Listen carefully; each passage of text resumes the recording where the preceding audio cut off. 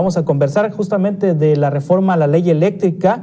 Es investigadora en el programa interdisciplinario de regulación y competencia económica en el CIDE. Ha trabajado en la Administración Pública Federal en el sector ambiental y también ha sido consultora en distintos proyectos relacionados con política pública, energía y medio ambiente. Doctora Alejandra Elizondo, ¿cómo está? Muy buenas tardes.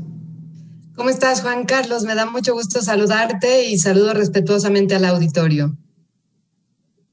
Gracias por tomar esta videollamada. Anoche la Cámara de Diputados aprobó esta reforma a la ley eléctrica en donde principalmente cambia el despacho eléctrico, el orden. En primer lugar, si esto lo aprueba el Senado de la República, la Comisión Federal de Electricidad tendrá que comprar la energía a sus propias hidroeléctricas, después al resto de las plantas, las termoeléctricas, las nucleares, las carboeléctricas, y en tercer término, la energía solar y eólica de particulares, es decir, por encima de la energía limpia están pues las plantas de la Comisión Federal de Electricidad que utilizan carbón y que utilizan combustóleo. ¿Qué opinión le merece esta reforma a la ley eléctrica?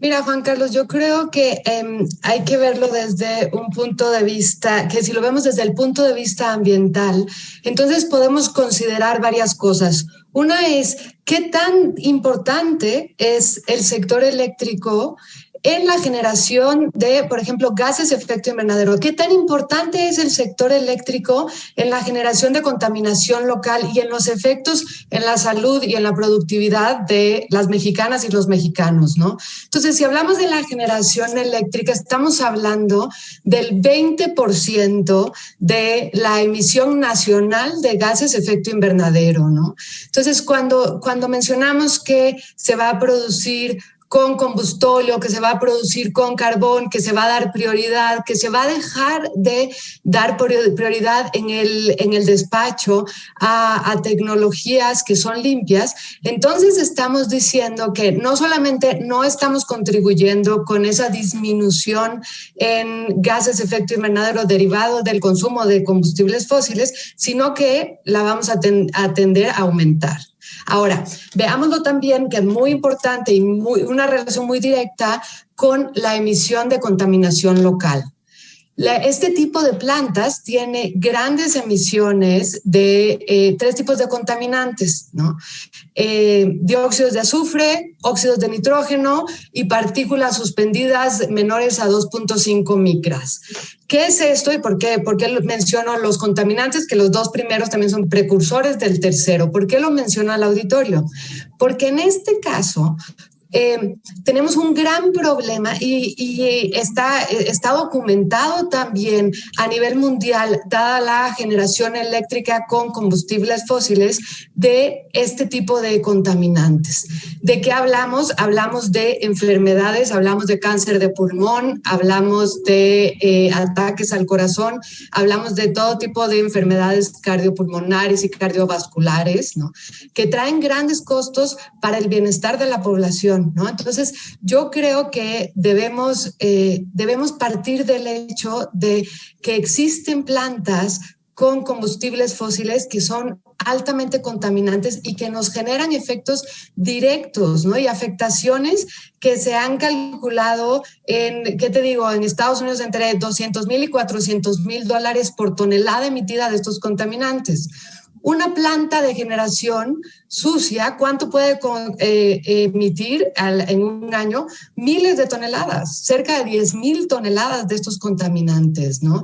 Y además, al final, estamos hablando de vidas, ¿no? De la vida de la población aquí, la población local. No solamente es nuestro compromiso, que también, nuestro compromiso a nivel global, sino también el compromiso con la población y su bienestar a nivel local. Eso te diría de entrada, ¿no? Ahora, sí, si vemos si vemos el despacho económico, tenemos este momento, esta coyuntura que realmente es muy conveniente para la generación limpia. ¿Por qué? Porque la generación limpia es más barata que la generación con combustibles fósiles. sin siquiera incorporar estos efectos ambientales que te estoy comentando, ¿no? Entonces, tenemos los efectos económicos también de que al cambiar el orden, tenemos efectos ambientales directos, afectaciones económicas por esta afectación ambiental y también, pues, afectaciones económicas por no darle prioridad a ciertas tecnologías limpias, excepto las grandes hidros, que esas entran de primero, ¿no? Por ser de la CFE. Yo te diría que no es tanto quién las haga como qué nos conviene como país y qué trae más beneficios para la población, qué trae mayores beneficios para las mexicanas y los mexicanos, ¿no? Sí, ahora, doctora, la Comisión Federal de Electricidad en la ley eléctrica, antes de que fuera reformada por la Cámara de Diputados, todavía falta la Cámara de los Senadores, contemplaba que la Comisión Federal de Electricidad compraría energía pues, al más barato y que compraría energía por encima de sus plantas, las propias de la Comisión Federal de Electricidad, a privados que la produzcan a través de energías limpias, la solar y eólica. ¿Por qué bajo esta realidad que se tenía antes de la reforma se seguían utilizando entonces las plantas con carbón, las plantas con contaminantes, con combustóleo, si la ley permitía entonces priorizar las energías limpias? Sí, esa pregunta es súper relevante, Juan Carlos. Muchísimas gracias por hacerme la pregunta. Resulta que tenemos las energías limpias que también tienen prioridad de despacho, una, porque son muy baratas, ¿no? Y también la prioridad de despacho es que las energías limpias, como la eólica y solar, pues no, digamos, tienen un cierto ciclo, ¿no? Cuando hay más sol podemos aprovechar mucho la energía solar, cuando hay más viento, la eólica y así. Hay otro tipo, para el resto de la tecnología o cuando estas no están funcionando, existe todo el resto de las tecnologías y van en orden de costos, ¿no? También. Entonces, cuando no hay, por ejemplo, viento, cuando no hay sol, cuando no hay ninguna de las anteriores, tenemos la entrada de otro tipo de tecnologías, ¿no? De preferencia, digamos, pues las tecnologías con base en gas natural, que se considera este combustible de transición, que es un combustible fósil que sí emite contaminación, pero que las emisiones de contaminantes son muchísimo más bajas que las emisiones por combustóleo o por carbón, ¿no? Ahora, como tenemos también picos, tenemos esta disponibilidad de varias tecnologías al mismo tiempo. Si tenemos un pico en la demanda, si de repente están los procesos industriales, si es un día muy frío, se echan a andar todos los